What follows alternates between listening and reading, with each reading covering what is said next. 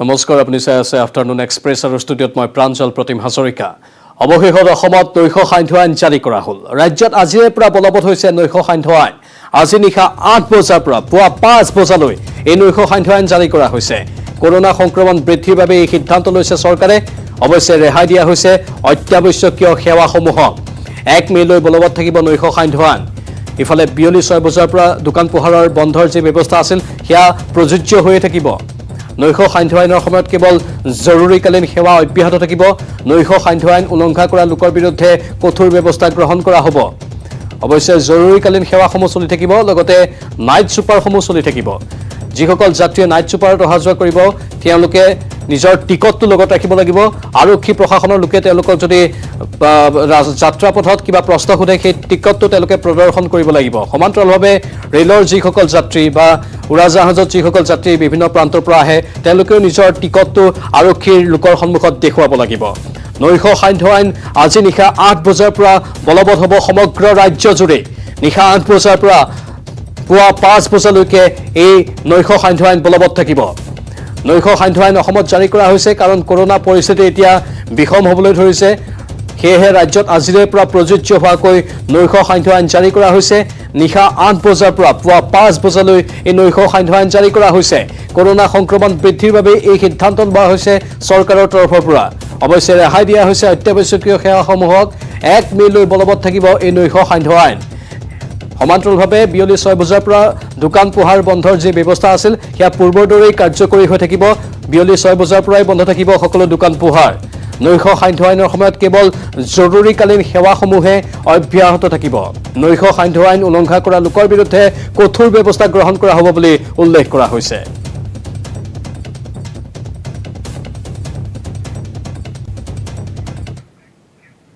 এতিয়া কিছু পৰিমাণে উন্নত হৈছে দিল্লীৰ স্বাস্থ্য সেৱা দিল্লীত অক্সিজেনৰ নাটনি 90% পৰ্যন্ত সমাধান হৈছে আগন্তুক 30 দিনৰ ভিতৰত 44টা নতুন অক্সিজেন প্লান্ট স্থাপন হ'ব দিল্লীত ইয়াৰে 8টা প্লান্ট 30 এপ্ৰিলৰ ভিতৰত সম্পূৰ্ণ হৈ উঠিব 30 দিনৰ ভিতৰত 1200 নতুন আইচিইউ বেডৰ ব্যৱস্থা লোৱা হৈছে সংবাদমেলযোগে দিল্লীৰ মুখ্যমন্ত্ৰী অৰবিন্দ কেজৰিৱালে এই ঘোষণা কৰিছে এতিয়া কিছু পৰিমাণে উন্নত হৈছে দিল্লীৰ স্বাস্থ্য সেৱা দিল্লীত অক্সিজেনৰ নাটনি 90% সমাধান হৈছে আগন্তুক 30 দিনৰ ভিতৰত 44টা নতুন অক্সিজেন প্লান্ট স্থাপন হ'ব ইয়াৰে 8টা প্লান্ট 30 এপ্ৰিলৰ ভিতৰত সম্পূৰ্ণ হৈ উঠিব 30 দিনৰ ভিতৰত 1200 নতুন আইচিইউ বেডৰ ব্যৱস্থা লোৱা হৈছে সংবাদমেলযোগে দিল্লীৰ মুখ্যমন্ত্ৰী অৰবিন্দ কেজৰিৱালে এই ঘোষণা কৰে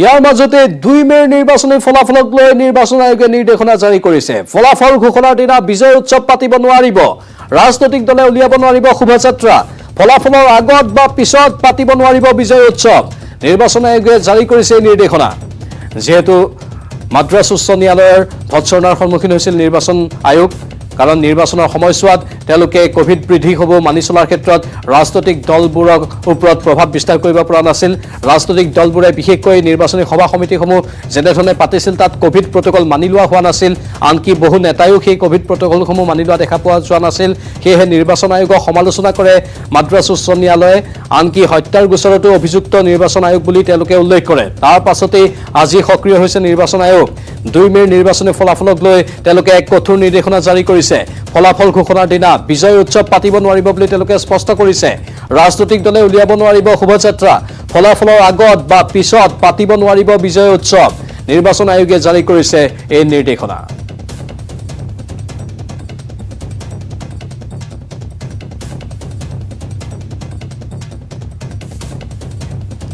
আৰু নিৰ্বাচন আয়োগৰ এই নিষেধাজ্ঞাক আদৰণি জনাইছে অসমৰ স্বাস্থ্য মন্ত্ৰীয়ে ফলাফলৰ দিনা বিজয় উৎসৱ নাপাতিবলৈ আহ্বান জনাইছে অসমৰ স্বাস্থ্য মন্ত্ৰীয়ে সকলো দলৰ কৰ্মী সমৰ্থকক আহ্বান অসমৰ স্বাস্থ্য মন্ত্ৰী হিমন্ত বিশ্বৰ ফলাফলৰ দিনা সকলোকে কঠোৰভাৱে কোভিড বিধি পালনৰ আহ্বান জনাইছে টুইটাৰত মন্ত্ৰী হিমন্ত বিশ্ব শৰ্মাৰ এই আহ্বান নিৰ্বাচন আয়োগৰ নিষেধাজ্ঞাক আদৰণি জনাইছে অসমৰ স্বাস্থ্য মন্ত্ৰীয়ে ফলাফলৰ দিনা বিজয় উৎসৱ নাপাতিবলৈ তেওঁ আহ্বান জনাইছে সকলো দলৰ কৰ্মী সমৰ্থকক আহ্বান হিমন্ত বিশ্ব শৰ্মাৰ ফলাফলৰ দিনা সকলোকে কঠোৰভাৱে কোভিড বিধি পালনৰ তেওঁ আহ্বান জনাইছে টুইটাৰত এই আহ্বান হিমন্ত বিশ্বৰ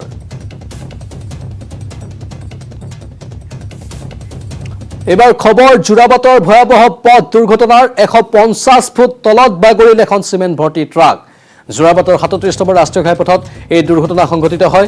এই মুহূৰ্তলৈকে কোনো সন্ধান নাই চালক হেণ্ডিমেনৰ। ঘটনাস্থলীত যান বাহন আৰক্ষী উপস্থিত হৈছে। যোৰাবাটত এই ভয়াৱহ পথ দুৰ্ঘটনা সংঘটিত হয়।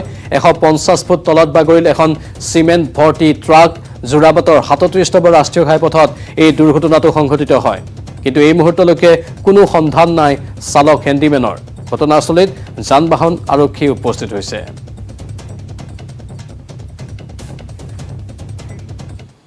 ৰাজ্যত পুনৰ ৩ তালাকৰ ঘটনা সংঘটিত হৈছে। এইবাৰ ডিজিটেল পদ্ধতিৰে প্ৰদান কৰিলে ৩ তালাক। যৌতুক নিদিয়াৰ বাবে তালাক প্ৰদানৰ অভিযোগ লম্পট আবু শ্বহীদৰ বিৰুদ্ধে। জুৰিয়া থানাৰ আলিটাঙনিত সংঘটিত হৈছে এই ঘটনা। এবছৰ পূৰ্বে একে গাঁৱৰে দৰিদ্ৰ পৰিয়ালৰ এগৰাকী যুৱতীৰ সৈতে বিবাহ পাশত আবদ্ধ হৈছিল আবু শ্বহীদ। বিয়াৰ কিছুদিন পিছতেই যৌতুক বিচাৰি অকথ্য নিৰ্যাতন চলায় লোভিয়া স্বামীয়ে। টকা দিবলৈ অমান্তি হোৱাত শাৰীৰিক আৰু মানসিক নিৰ্যাতন চলাই পিতৃগৃহলৈ উভতাই পঠায় মহিলাগৰাকীক। পিতৃগৃহত থাকোঁতেই কাগজত তালাকনামা লিখি মোবাইলত হোৱাটছএপ যোগে প্ৰেৰণ কৰে। ইয়াক লৈ তীব্ৰ চাঞ্চল্যৰ সৃষ্টি হৈছে জুৰিয়াৰ আলিটাঙনিত।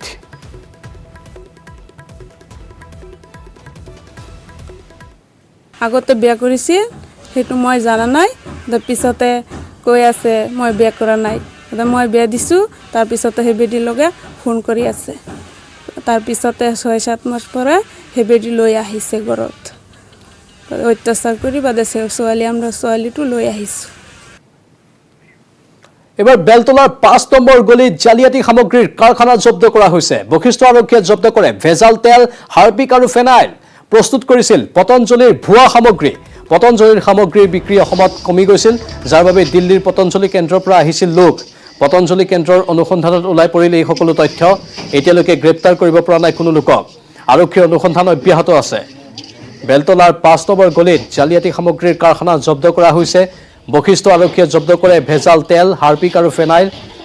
ইয়াত প্ৰস্তুত কৰা হৈছিল পতঞ্জলিৰ ভুৱা সামগ্ৰী।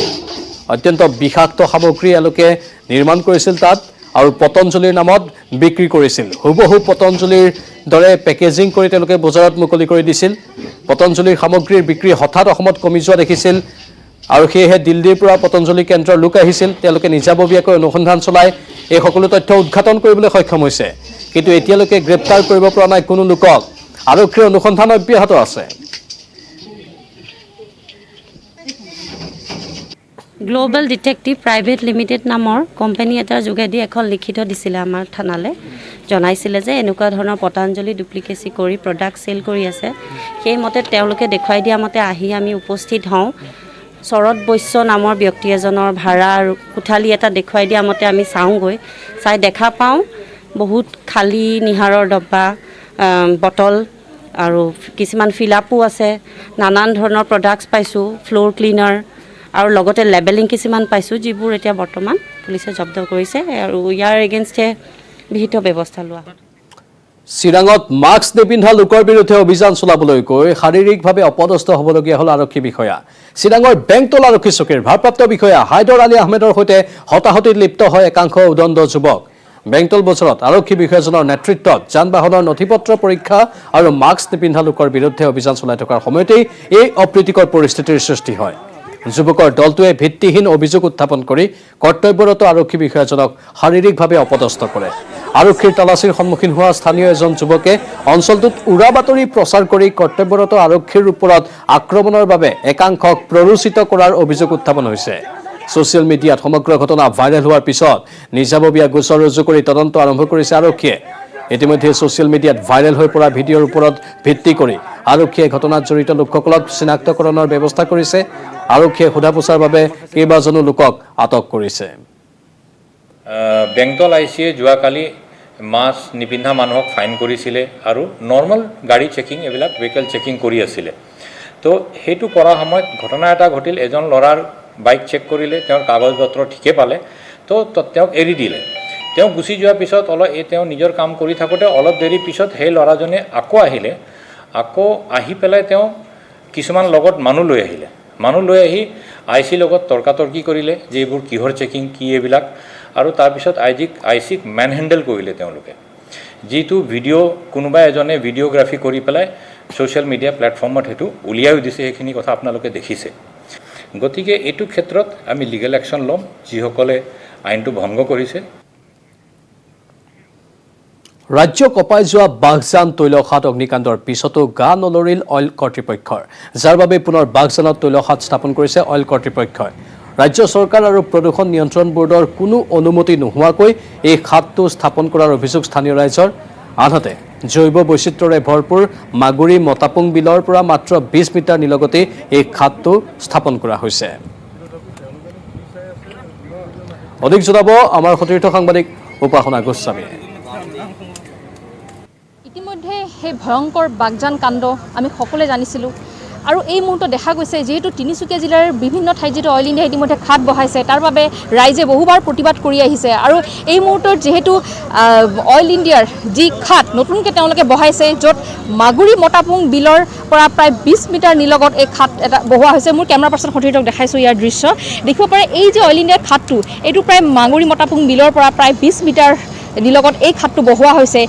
কিন্তু কথা হৈ পৰিছে এতিয়া বৰ্তমান, যিহেতু কিছুদিন পূৰ্বে বাঘজান এক ভয়ংকৰ কাণ্ড হৈ গৈছিলে ঠিক মাগুৰী মতাপুং বিলৰ কাষত যি বাঘজানত, কিন্তু তাৰ পিছতো যে বৰ্তমান যে ONGC যে সজাগ হোৱা নাই, সেয়াই এতিয়া বৰ্তমান দেখা গৈছে। প্ৰকৃততে তেওঁলোকে আকৌ এটা খাট বহাইছে যি বিলৰ কাষতে, আৰু এই মুহূৰ্তত দেখা গৈছে যিহেতু প্ৰশাসনে কিয় বিহিত ব্যৱস্থা লোৱা নাই বা অসম চৰকাৰে কিয় লোৱা নাই এতিয়ালৈকে, সেয়া বৰ্তমান সকলোৰে মনত প্ৰশ্ন হৈ পৰিছে। আৰু যদি এনেধৰণৰ ঘটনা সংঘটিত হয় তেনেহ'লে তেওঁলোকৰ যি মাগুৰী মতাপুং বিল, যি সকলোৱে যি ইয়াত বৰ্তমান জৈৱ বৈচিত্ৰ্য ভৰপূৰ আৰু যি ওচৰতে লাগি আছে ডিব্ৰু চৈখোৱা, সেই সংৰক্ষণ কৰিবলৈ সকলোৱে চেষ্টা কৰিছে যি গাঁওবাসীয়ে। কিন্তু এই মুহূৰ্তত দেখা গৈছে যে অইল ইণ্ডিয়াৰ কিছু গাফিলতিৰ বাবে আজি আৰু বহুত ধৰণৰ ভয়ংকৰ ঘটনা হয়তো হ'ব পাৰে। আৰু মই ৰাইজৰ সৈতে কথা পাতিবলৈ চেষ্টা কৰিম, যিটো মোৰ লগত উপস্থিত আছে মাগুৰী মতাপুং বিলৰ ওচৰতে থকা যি ৰাইজ, তেওঁলোকে যিহেতু দীৰ্ঘদিন ধৰি বাঘজানৰ সময়তো প্ৰতিবাদ কৰিছিলে আৰু এই মুহূৰ্তত আপোনালোকে প্ৰতিবাদ কৰি আছে। আপোনালোকৰ যি ওচৰত যে আপোনালোকে ইমান দিনৰ পৰা যিহেতু বাৰেকুৰি বিখ্যাত, আপোনালোকে সংৰক্ষণ কৰিব চেষ্টা কৰিছে, ইতিমধ্যে সকলোৱে দেখিছে, কি ক'ব এই মুহূৰ্তত? আমি স্পষ্টকৈ কৈছোঁ মানে অইল ইণ্ডিয়াৰ বাৰেকুৰি অঞ্চলত তৈল খনন আৰু উদঘাটন আমি সমস্ত আমি বন্ধ কৰি দিছিলোঁ। যিহেতু বাঘজান 6 নং লাইনত যিটো অইল খাট স্থাপন কৰিব বিচাৰিছে, সেই খাটটো আমি ইয়াৰ পৰা স্থানান্তৰণ কৰিবৰ কাৰণে আমি দাবী স্থাপন কৰি আছোঁ। ইয়াৰ অৰ্থ হ'ল যে মাগুৰী মতাপুং বিলৰ যিটো জৈৱ বৈচিত্ৰ্য, এই জৈৱ বৈচিত্ৰ্য ইয়াৰ পৰা ধ্বংস হোৱাৰ সম্ভাৱনা পূৰ্ণ। যিটো 15 পৰা 20 মিটাৰ দূৰত্ব অইল খাটটো স্থাপন কৰিছে। ইতিমধ্যে আমি অইল ইণ্ডিয়াক তিনিচুকীয়া জিলা প্ৰশাসনৰ আৰু বিভাগসমূহে আমি স্পষ্ট আমি জনাই দিব বিচাৰিছোঁ যে ইতিমধ্যে যিসমূহ যাৱতীয় নথি পত্ৰ ল'ব লাগে, সেই যাৱতীয় নথি পত্ৰ যেতিয়া লৈছে, সেই ল'লেও এইবোৰ অবৈধ হ'ব। যিহেতু এখন বিলৰ পৰা মাত্ৰ 15 পৰা 20 মিটাৰ দূৰত্ব যিটো এই খাটটো স্থাপন কৰিছে, এই যিহেতু বাঘজান কাণ্ড সংঘটিত, সেই বাঘজান কাণ্ড এনেকুৱা ধৰণৰ ডাঙৰ ঘটনা হৈ যোৱাৰ পিছতে সিহঁতে শিক্ষা গ্ৰহণ নকৰিলে। এবাৰ দবকাত ATM হেকাৰৰ সন্ত্ৰাস। এইবাৰ হেকাৰে মহিলাৰ পৰা লুটি দিলে PMAY আঁচনিৰ ধন। দবকা ষ্টেট বেংকৰ তলত থকা ATMৰ পৰা এগৰাকী মহিলাই কেইবাবাৰো চেষ্টা কৰি ধন উলিয়াব নোৱাৰাত এজন যুৱকৰ সহায় লৈছিল। মহিলাগৰাকীক সহায় কৰাৰ চলেৰে মুহূৰ্ততে সলনি কৰে যুৱকজনে ATMখন। চাকিৰা বেগম নামৰ মহিলাগৰাকীৰ পৰিৱৰ্তে বিন্দু দেৱী নামৰ এগৰাকী মহিলাৰ ATM চমজাই দিয়ে। ক্ষন্তেক সময়ৰ পাছতেই মহিলাগৰাকীৰ একাউণ্টত থকা PMAY আঁচনিৰ 17,000 টকা লুটি নিয়ে হেকাৰে। এই ঘটনা সন্দৰ্ভত ভুক্তভোগী মহিলাগৰাকীয়ে দবকা থানাত দাখিল কৰিছে এজাহাৰ। উল্লেখযোগ্য যে দবকা SBI আৰু পাঞ্জাৱ নেশ্যনেল বেংকৰ ATMত সঘনাই সংঘটিত হৈছে অনুৰূপ ঘটনা।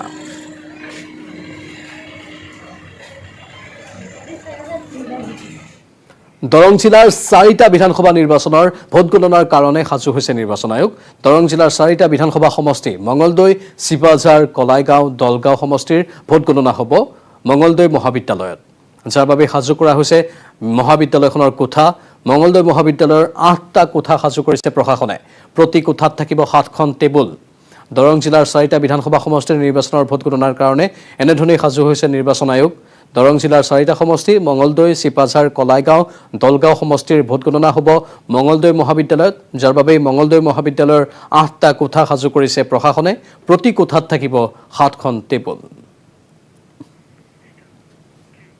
এতিয়া খাদ্য সামগ্ৰীৰ বজাৰত জুই, নিৰ্লিপ্ত যোগান বিভাগ আৰু তাৰ বিৰুদ্ধে প্ৰতিবাদ। অসম জাতীয় পৰিষদ আৰু যুৱ শক্তিৰ উদ্যোগত এই প্ৰতিবাদী কাৰ্যসূচী গুৱাহাটীত। যোগান বিভাগৰ প্ৰতীকী শৱদেহ লৈ উত্তাল প্ৰতিবাদ সাব্যস্ত কৰিলে। যোগান বিভাগৰ প্ৰতীকী শৱদেহ ব্ৰহ্মপুত্ৰত উটুৱাই প্ৰতিবাদ সাব্যস্ত কৰে। এফালে কৰোনাৰ কালৰূপী ৰূপ আৰু তাৰ মাজতেই বজাৰত এতিয়া খাদ্য সামগ্ৰীৰ জুই। ৰাম টাঙোন পৰিছে সৰ্বসাধাৰণৰ ওপৰত। তাৰ বিৰুদ্ধে এই প্ৰতিবাদী কাৰ্যসূচী। নিৰ্লিপ্ত যোগান বিভাগৰ বিৰুদ্ধে ব্যাপক ৰূপত প্ৰতিবাদ। কোভিড প্ৰটকল মানি মুখে মুখে মাস্ক পৰিধান কৰি তেওঁলোকে এই প্ৰতিবাদী কাৰ্যসূচী আজি ৰূপায়ণ কৰে। অসম জাতীয় পৰিষদ আৰু যুৱ শক্তিৰ উদ্যোগতে এই প্ৰতিবাদ সাব্যস্ত কৰা হয়। আজি আমি আমবাৰীৰ দলীয় কাৰ্যালয়ৰ পৰা প্ৰতীকী শৱদেহ লৈ যাম ব্ৰহ্মপুত্ৰত পাৰলৈ আৰু ব্ৰহ্মপুত্ৰত আমি দাহ কৰিম। আৰু এই প্ৰতীকী কাৰ্যসূচীৰ জৰিয়তে আমি শুই থকা যোগান বিভাগটোক আমি জগাব খুজিছোঁ। মূল্যবৃদ্ধিয়ে সাধাৰণ জনতাক মাধমৰ সদাইছে। আজি কৰোণা মহামাৰীয়ে সমগ্ৰ বিশ্বতে বিভীষিকাময় পৰিস্থিতিৰ সৃষ্টি কৰিছে। সমগ্ৰ ভাৰতবৰ্ষৰ লগতে অসমতো দৈনিক কৰোণা ৰোগীৰ সংখ্যা বৃদ্ধি পাবলৈ ধৰিছে। এই সময়খিনিত যোগান বিভাগৰ বৰমূৰীয়াসকল শুই আছে। আনফালে অত্যাৱশ্যকীয় সামগ্ৰীৰ মূল্য বৃদ্ধিৰ বিৰুদ্ধে আচুৰো প্ৰতিবাদী কাৰ্যসূচী। সদৌ গুৱাহাটী ছাত্ৰ সন্থাৰ উদ্যোগত এই প্ৰতিবাদ। মহানগৰীৰ ৰাজপথত উত্তাল প্ৰতিবাদ সদৌ অসম ছাত্ৰ সন্থাৰ। কোভিড প্ৰটকল মানি তেওঁলোকে এই প্ৰতিবাদী কাৰ্যসূচী ৰূপায়ণ কৰে। হাতে হাতে বেনাৰ প্লে কাৰ্ড লৈ তেওঁলোকে প্ৰতিবাদ সাব্যস্ত কৰে। চৰকাৰক শীঘ্ৰে ব্যৱস্থা লোৱাৰো দাবী উত্থাপন কৰিছে।